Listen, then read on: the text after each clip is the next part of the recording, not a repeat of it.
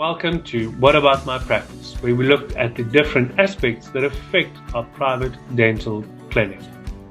In this episode, we interviewed Dr. Janel Welgemoed, a private dental practitioner with more than 28 years of experience in running private clinics.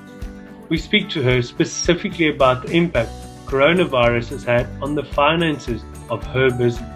We look at how she approached this period and what the next phase is during the recovery period, how she approached creditors and how we can apply that in our own practice, what the conversation is with staff and what our options are regarding that. And we look at what government is trying to do to help support our small business. Remember to like our Facebook page and our Instagram pages on Implant and Aesthetic Academy and the Bridge program. Like it, share it, and go look for the other episodes in this series. So Janel, thank you very much for joining us. Corne, you here as well. You're the business guru from us. I look forward to a very good conversation, and I'm sure we're going to be able to come up with some great solutions and at least try and address some of the concerns that a lot of our listeners have. Welcome, guys, and let's have some fun. Thanks, John. Thank you, John, for having us. It's a pleasure. Great. Thanks very much. Janel, tell me, so when we look at this whole lockdown period, we need to actually try and break it down into different phases, because we're all kind of sitting here looking at this, and you almost the fight or flight response, like Corne has been talking about in the previous episode. You kind of don't know what to do. You can't find yourself. How have you kind of looked at breaking it down into the different phases or different things that you need to prepare with when it comes to looking at the financial implications? John, I think before I start, I just want to say by no means am I a financial advisor or a labor, guru. So this is just practical points that I would like to share of how I went about when this happened. And I mean, like everyone else, we were shocked and actually didn't realize what hit us when the possibility of lockdown was becoming more clear and eventually happened. And then the reality set in. And I think then afterwards realizing that our profession is like hugely impacted by this virus pandemic. So the first thing that I did is literally to sit and think about damage control. The first phase for me of this, the effect of the COVID-19 pandemic is the lockdown period. And then after that, it would be the recovery period, which we probably won't talk much about today, but you can talk about that in future videos. And then how do we get back to normal again? So the lockdown period, and then I'm only talking about the financial and management implications because you've already addressed the clinical implications quite a lot in your YouTube videos. For me, it's important to do damage control and to contain the damage. You cannot let the damage or financial implications just run off. So I sat practically down with a piece of paper and listed on the left-hand side all the practice expenses. And for all practical purposes, it's only fixed expenses that is now coming in play, because all your variable expenses by all practical implications is now gone and stood still. So my practice expenses on the one side, and then on the other side, my personal expenses. And then you need to start cutting, basically just start cutting. So first start by cutting the things that's definitely not necessary. Things like, in my case, I did a bit of cutting on my social media expenses, personal expenses. We can, for example, look at things like gym and so on.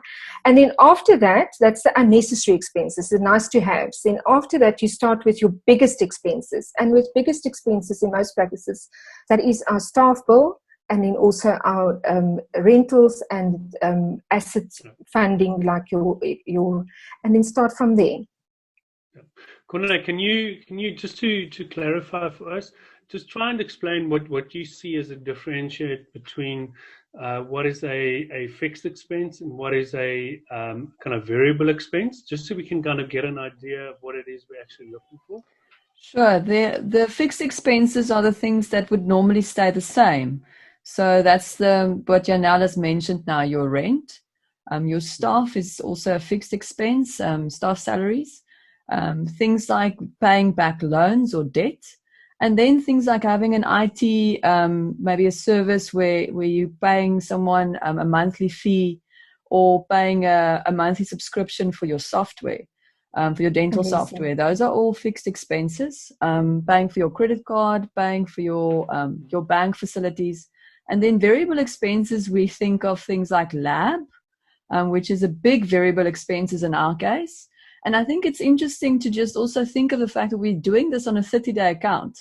So a lot of practices, I think most practices would be doing a lab bill on a 30-day account. So you would only be paying your lab now end of April. And if you do your calculations correctly, you would have already had the money for the lab. But if you didn't do proper planning, then you would probably be bargaining on money to still come in to pay the lab. So those are the areas where we're starting to run into trouble if we don't plan properly. So lab, and also then dental materials, so your millness, dental warehouse, Sirona, all of those things are variable expenses. Yeah. I think a nice trick to do, and it's quite eye-opening often, is just to come back to... Yes, sorry.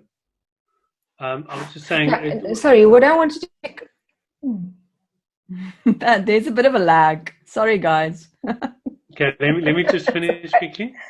Okay. What I find is quite an eye opener is to actually just go sit with your bank statement. Yes, that's what I was going to say. Check your bank statement line by line by line, and it allows you to actually see what debit orders are coming off, what it is you're actually spending your money on. We tend to get, in a practice of ours, for instance, I don't get to see the bank statement every single day. I don't go through line by line. I kind of have somebody that manages a lot for me.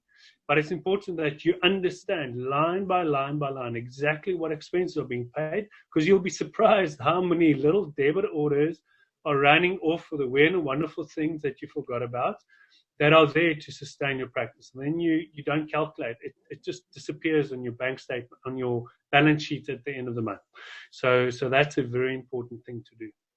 That's exactly what I did. That's exactly what I did. I took the last 3 months' bank statements, and it is your debit orders, and it's small things like banking fees and tower costs and all those things. And then sometimes they vary from what down more or less what each of those expenses are going to be, and then start trying to, like I said before, eliminate. And there are ways to eliminate things. Very much so. One of the places where I found quite a big relief of was my retirement annuity. PPS allows you to, or most of these retirement annuity products allows you to take a holiday from that for any period of time. Or in the case of PPS, they've got a profit fund where you can borrow against your profit to pay your monthly fees as well. Is that something that they've set in now? No, they've said it in now. Yeah, that's right. PPS has said that in now for COVID. Yeah. Yeah, it's important that we differentiate. Between what is going to be your personal expense and what is going to be your practice expense. So obviously, PPS, RA, those kind of things come more into the personal realm. Once we sat down and understand what our practice needs to pay, we then have to look at what our personal expenses are. Yeah, I think, and just to have some context of the conversation and who the three of us are in our practices, we're all three practice owners. And that's why our personal expenses come into play, because we are probably not really taking salaries. But if you are not a practice owner, then if you're part of a big group practice, or if you're working for someone, obviously these things are completely different. So we're talking now as practice owners. That's why the personal stuff and the business stuff gets mixed up, unfortunately. Yeah, no, completely. But also understand that at the end of the day, whether you the practice owner or whether you're a commission earner within the practice, like most people would be as a dentist, when you don't work, you don't earn. Yes. So, and the one aspect as an employee of the business, I'm employed by my practice as a commission earner. I need to understand what would happen if I don't have any income. And I need to have that conversation with my family. I need to sit down with a bottle of wine and tell my wife that there's no money for the next 3 months. And what are we going to be able to do when that happens? Those are the conversations you need to have had already. And if you haven't, that is what you need to go sit down and plan as a family what it is that you guys can do together to kind of mitigate this income. Because we are going to run out of money. We will run out of money. Some of us will take longer. Some of us will be a lot quicker. It all depends on what your own financial situation is. But yeah, it's impacting all of us, whether you're owner or a absolutely. Or a commission earner. I agree with you. I just wanted to bring context to why we're talking about both today. But Janel, I was very curious as to the process that you followed. Obviously, there's a lot of, we can't take away from the emotional impact that this has on us as well, and how our emotions also play a role in how we deal with this. So obviously, right in the beginning, we were all really fearful, and I think that we acted in a way that we might have not been always rational, but how did you approach this to try and to still keep some logic and some normality in the situation? Did you speak to your accountants? Did you speak to advisors? What did you do to get advice? I think the most difficult part was really to get insight in the problem and to realize that this is, for a lot of practices, unfortunately, it will be a make or break. It can break your practice, and the quicker you actually take charge. And exactly like you said, there's a lot of emotions, and it's more the human part of it that is emotional. I'm very much a figures person, so I quickly fell on my feet and started making the figures and realized there's just absolutely no ways I can cover with no income coming. That's, I think, the one thing as dentists are starting to realize very much so. This is not a lockdown period only. This is going to be a period for us of probably 4 to 5, and looked and see what am I going to throw to do the damage control. How much is this going to cost me? How much can I actually throw at the problem? And not everyone has got funds, and that's another thing that I need to maybe mention, is that you need to go and sit down and say, look at, before we come to creditors and debtors, where can you get some liquidity of your cash flow? So in my case, I had like a few shares that was like really lying there in the back cupboard, kind of forgot about it. I immediately went and changed it. Although most financial advisors will tell you now not to do it, I just thought, with that, with COVID and with the country getting downgraded even furthermore, it's just going to drop down. So take the money now and go away. So look at places where you can actually get some cash in.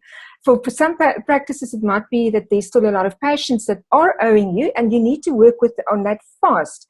So everyone's in the same situation. So people will also hold onto their income and their finances now ever. So immediately go and communicate with your patients regarding outstanding debt. Some practices are lucky enough not to have it. Maybe now you would want to have some form of debtors, but make work of it immediately. So once again, like anything else, start with your biggest accounts first and negotiate with those patients, if they can't pay it immediately, to pay it over 3 months. And then there is a cash flow coming in from that side. Try to cash in wherever you can something that you might have.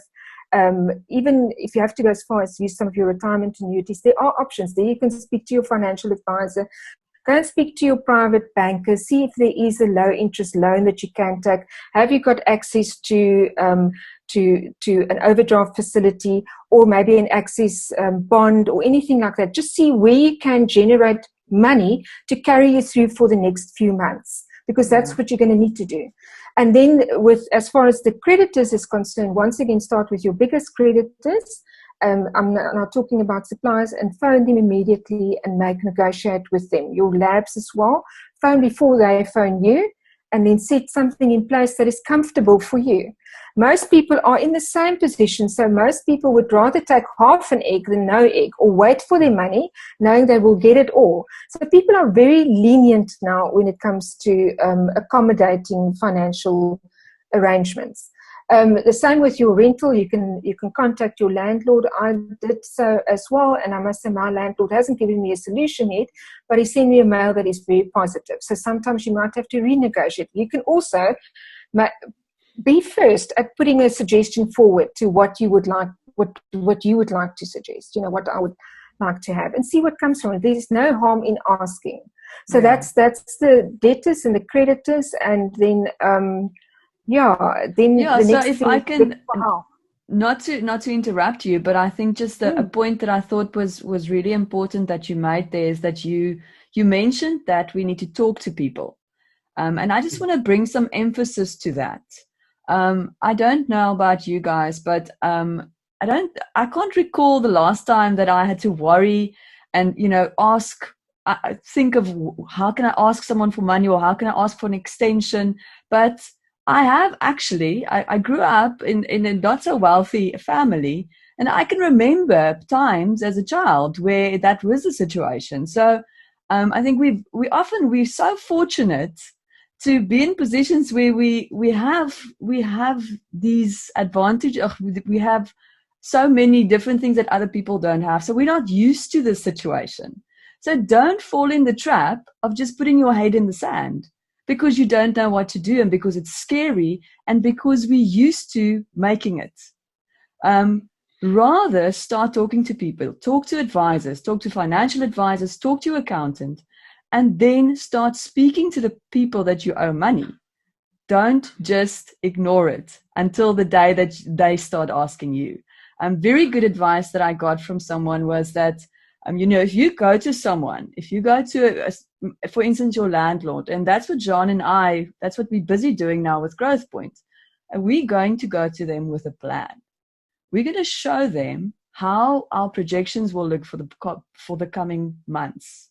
So, and it's going to be a very bleak plan. It's going to projections, but at least they can see we are making a plan and that we are proactive.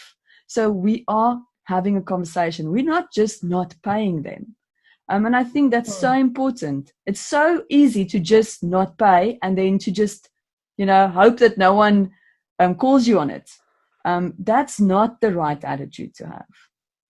Yeah, and I think also explaining to your creditors the non-dental creditors, the actual situation for our industry, that this is not a lockdown period problem for us. It's a 4 to 6 months until there is a way that we can work safely, that we can look at remotely getting our turnovers up again. Yes. Yeah. So just to go back a couple of steps, it's very important that we use the opportunity to identify and understand what our expenses are and where they are at, and what it is that we need to do on a daily basis, on a monthly payment basis. We understand where we're coming from and get to know your own financial situation.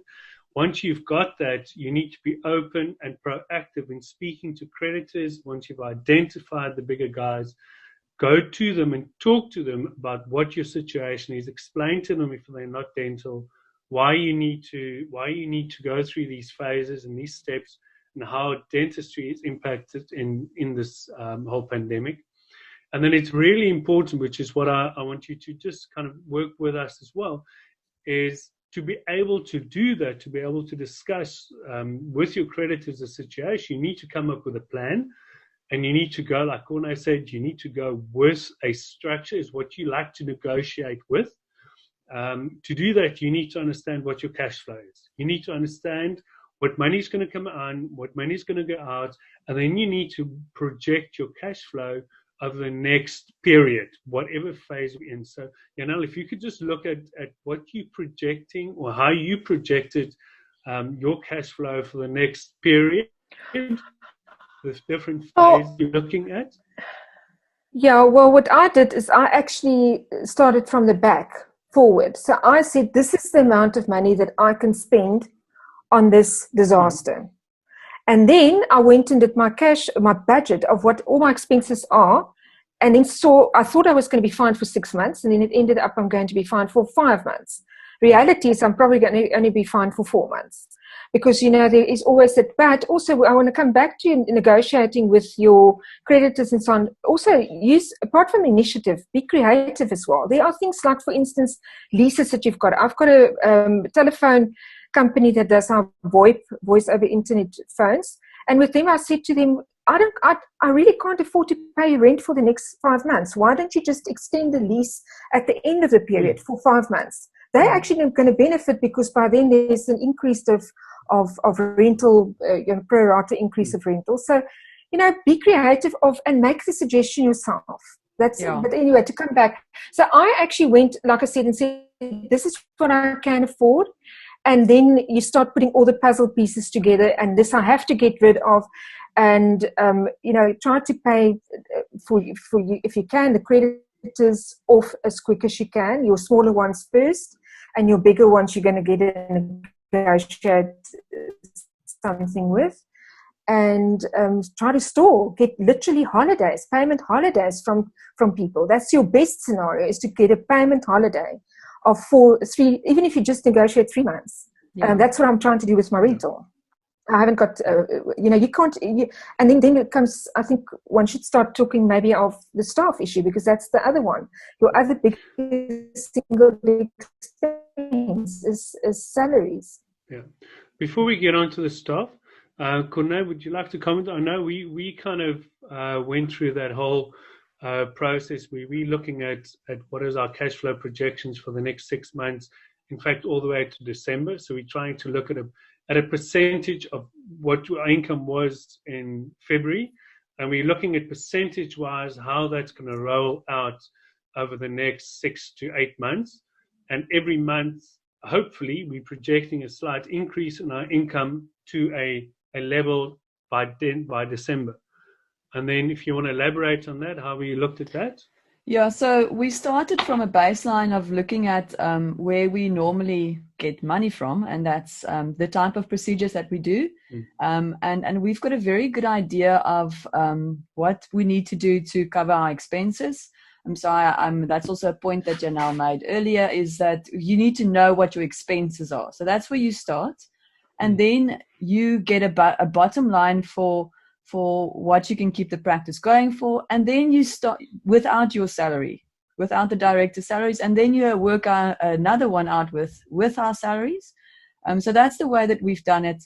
And then in an ideal situation, there's obviously some profit. But then we worked out that elective procedures, even if the lockdown was lifted in a week from now, the predictions that we sort of making, and this is really just our opinions, this is not saying that we know this is going to happen, that elective procedures will still be very little.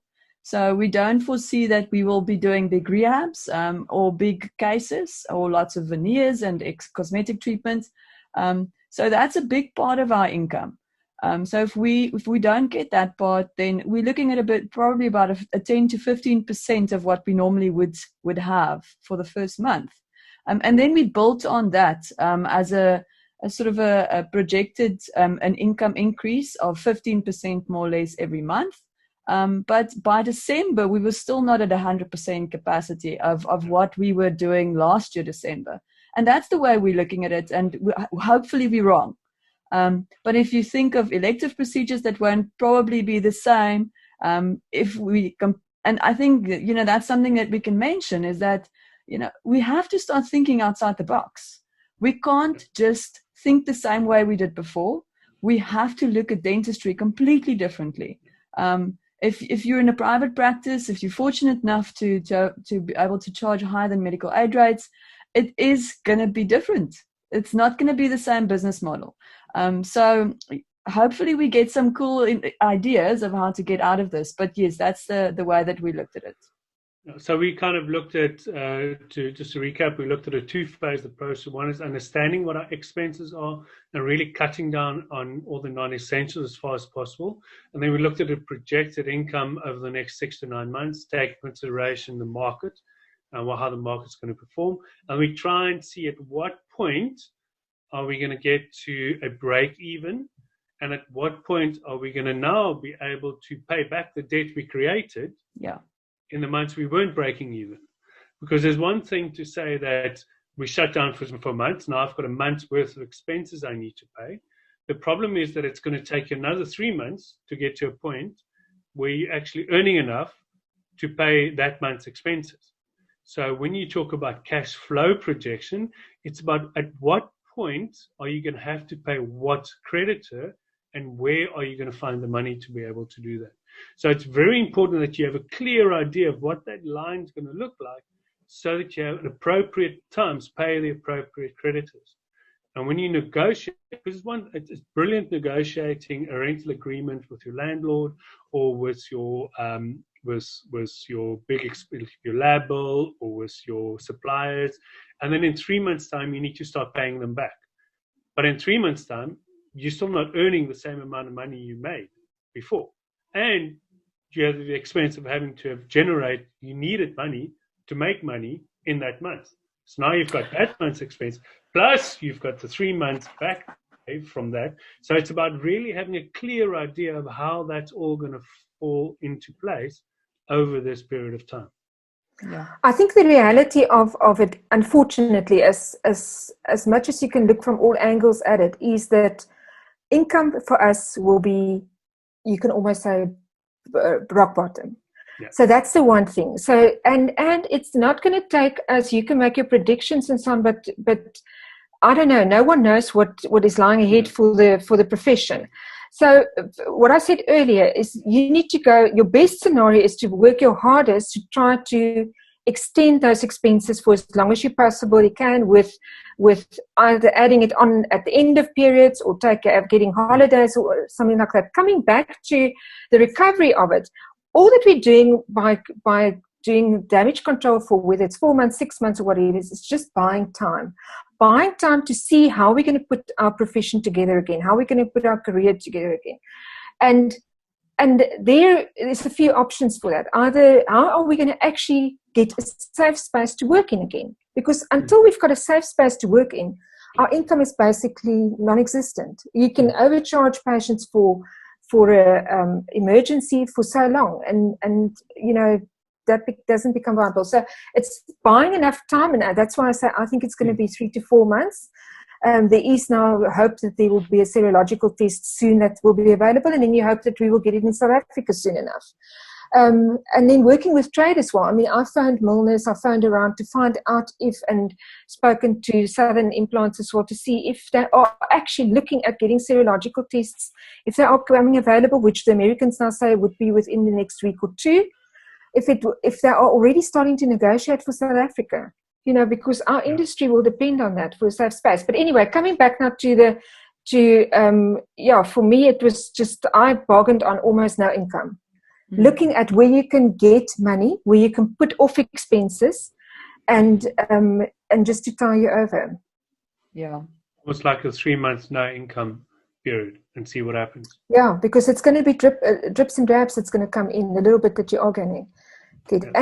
And so tell me, I tell you, I think the people that you negotiate with will be very much accommodating, because once again, what is the alternative for them? That you're not going to pay your rent and that you will have to vacate your premises. That's not going to be an option for them. No. So they actually don't have a choice but to be accommodating. Yeah, exactly. On part of that big expense, I think the one that nobody ever wants to talk about, but actually is very, very important, is staff and the people are the dependent on the actual business to pay for their own families and their own lifestyle.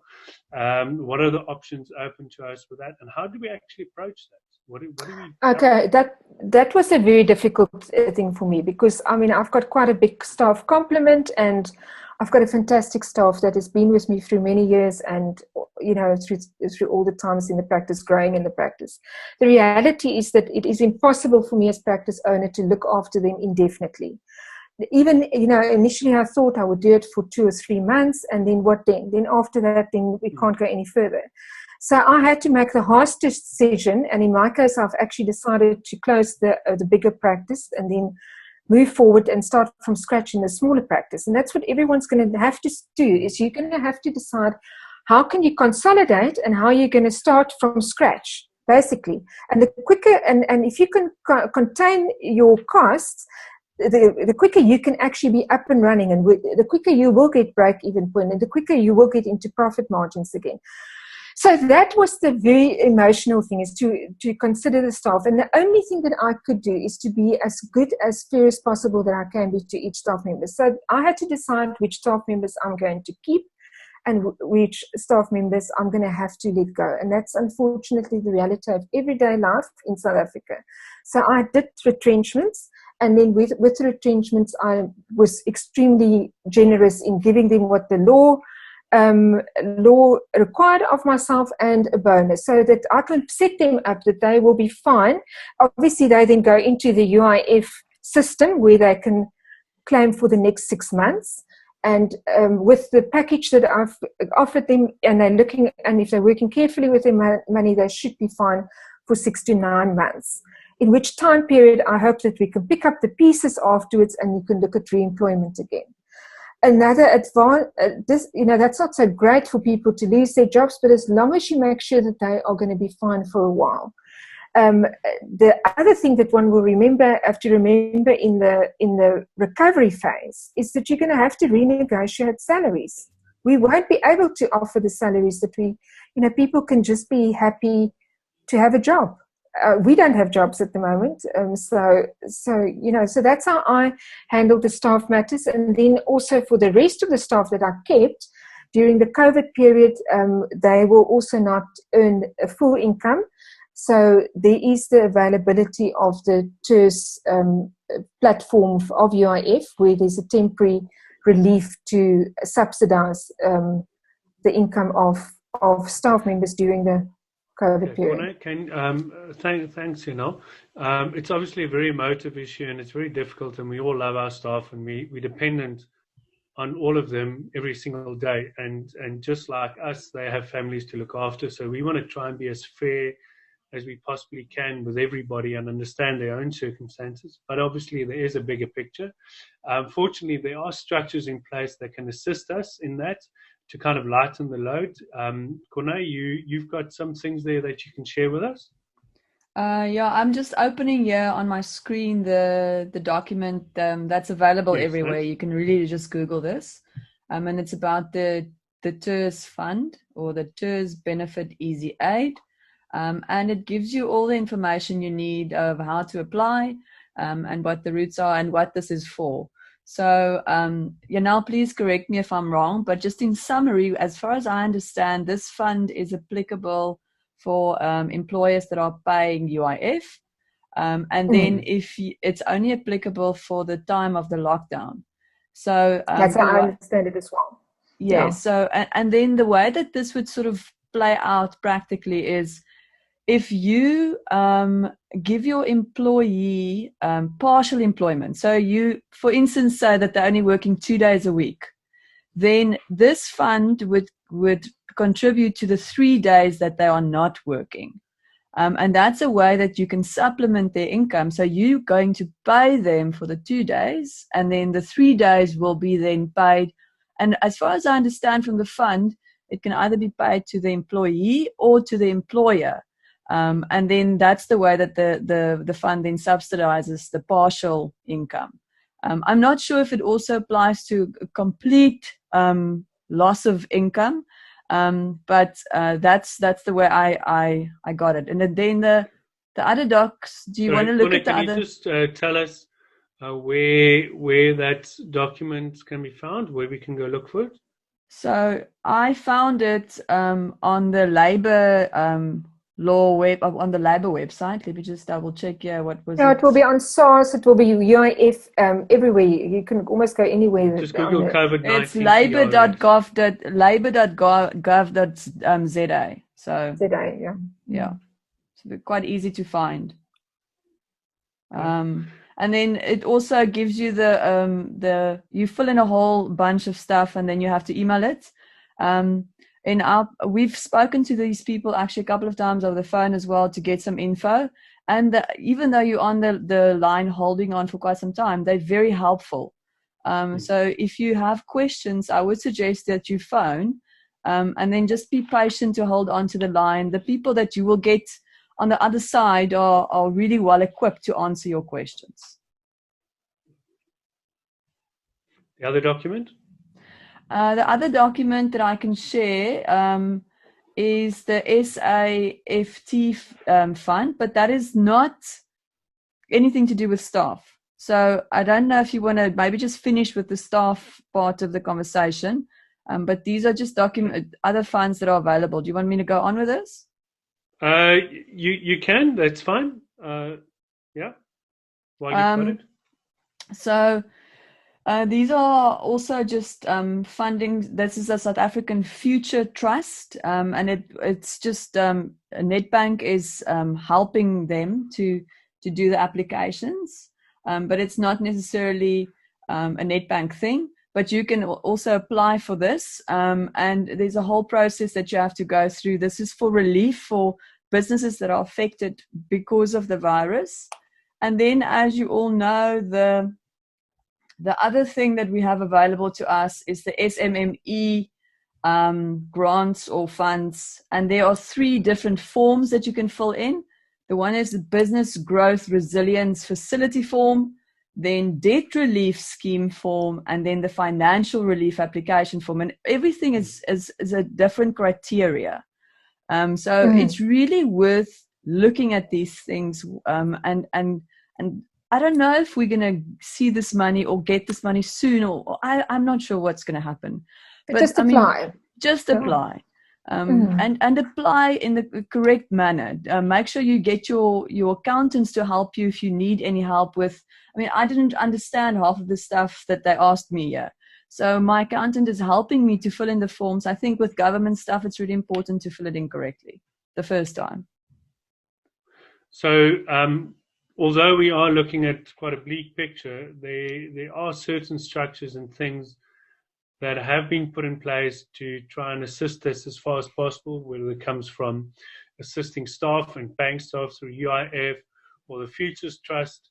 There are ways and means that we can try and access some funds. It's very important we stay patient because obviously it's a big country and they're limited funds, so everybody's looking for some help.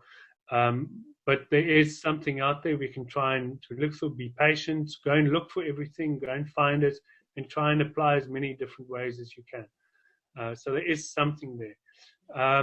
Janel, anything that you would like to add or no, with the staff as well, with the staff, which is a big expense, also just sit with your staff and communicate and negotiate. You know, like for me, I feel like you've got a little bit of space working with bonuses, renegotiating bonuses at the end of the year, also giving opportunity later when things are getting back to normal for overtime pay, which we normally don't do. But obviously, if you are not going to earn full incomes now, or you're going to ask them not to be to assist you in not asking for full incomes, then we can create opportunities afterwards to increase the income. But we're all in the same boat, you know, and I mean, you can see even from the government, the will of the government and the president and the ministers to also forfeit a third of their salary. So I think everyone needs to be, you know, in a spirit of willingness. Yeah. Corne, anything you'd like to add in closing? Anything you would like to advise or talk to us about? I think in closing, just whatever we're doing now is to have a business at the end. And that's the way that I'm trying to explain it to myself as I need to explain it to my staff. And the decisions are really, really hard, especially when we're working with people. And it's very, the natural thing to do is to put ourselves right at the back of the line. But I also think that we need to make sure we take care, not financially, but we need to take care of ourselves. We need to make sure that we have the right advice. We need to talk to people. We shouldn't go into just a process of denial about where we are, even though this is a really scary place. So take care of yourself, get good advice, speak to your friends, speak to colleagues, just keep an open mind. And then remember the harsh decisions that you are making is for the greater good of your business at the end, and you will, if this is all over, you will be someone that can employ people again, and that's where we want to be. We don't want to ever lose people or retrench people. That's never the intention, but we want to be able to help people again and give put food on these families' tables again at the end. So with that context, yeah, I think if we have that attitude, it makes it a bit easier. With that, I'd like to close off. Remember to visit our Facebook page or our Instagram page. Look out for us on Implant and Aesthetic Academy or the Bridge Programs pages. Like us, share it, go look for it, and we look forward to seeing you guys all again with the next episode coming up.